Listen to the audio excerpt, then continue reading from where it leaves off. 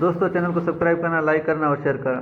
جس نے بھی یہ دور گزارا ہے وہ چینل کو سبسکرائب ضرور کریں۔ میرا بچپن اور سکول کی باتیں۔ ٹہلی دے تلے بہ کے پڑھنا یاد ہے، ٹاٹ پہ بیٹھنا یاد ہے، ٹہلی پر بلیک بورڈ کیل پر لٹکانا یاد ہے، تختی دھونا اور کچی پنسل سے لکیریں لگا کر ایک طرف گنتی اور دوسری طرف اردو کے حروف ابجد لکھنا یاد ہے،